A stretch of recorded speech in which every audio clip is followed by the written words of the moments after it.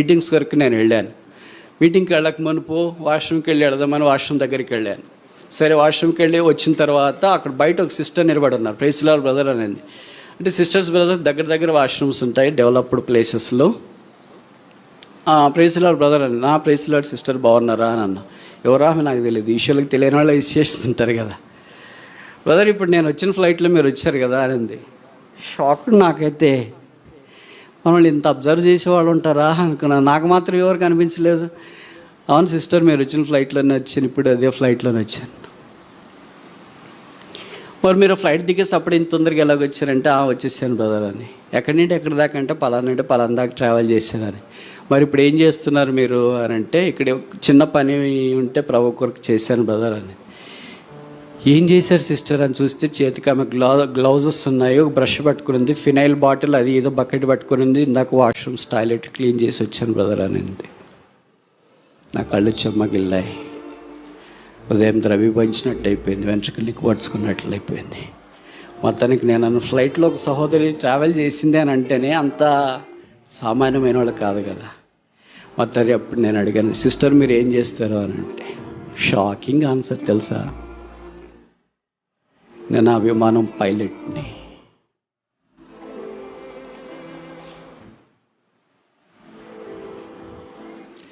ఇలాంటి కొన్ని మేము పరిసరికి వెళ్ళినప్పుడు వింటుంటే మా గుండెలు పగిలిపోతుంటాయి. What is this God?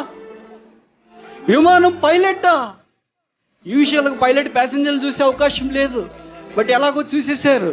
కానీ పైలట్ అయిపోయిన తర్వాత ఖాళీ స్థలంలో వాళ్ళకి 5 స్టార్ హోటల్ అకామిడేషన్ ఉంటుంది. 5 స్టార్ హోటల్ అక్కడ ఉండొచ్చు, తిరిగి మళ్ళీ ఫ్లైట్ ఉద్యోగం దాకా. కానీ she came all the way to the prayer house. Airport నుండి నేరుగా ప్రార్థన మందిరంకి వచ్చింది. ట్యాక్సీలో శుభ్రం చేసింది, పట్టుకొని నిలబడింది. ఇప్పుడు నేను అనుకున్నా, sister I do not deserve to preach. మిమ్మల్ని చూసిన తర్వాత నాకు అనిపించింది ఏంటంటే, నేను బోధించడానికి యోగ్యుని కాదు. Please you can start preaching. ఇప్పుడు మీరు బోధించవచ్చు.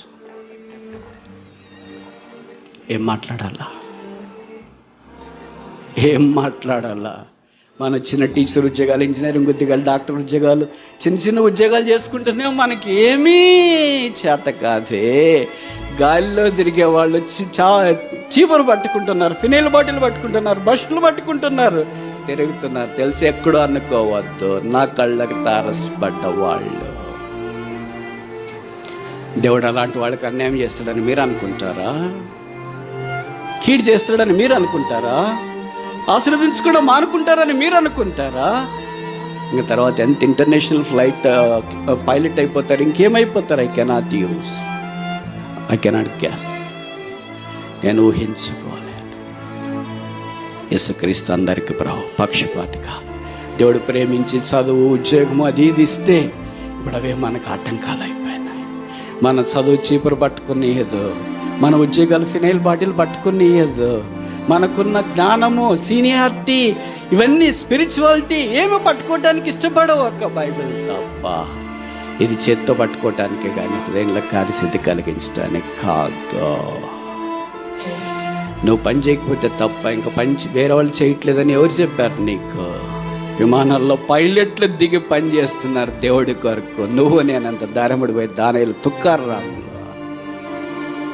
కరుణా సంపన్నుడైన దేవుడు పాపలమైన మనల్ని రక్తం ద్వారా కొని పట్టి చెరపట్టి ఆ ద్రాక్ష తోటలో కూలివారిగా మనం ఉంచినారు.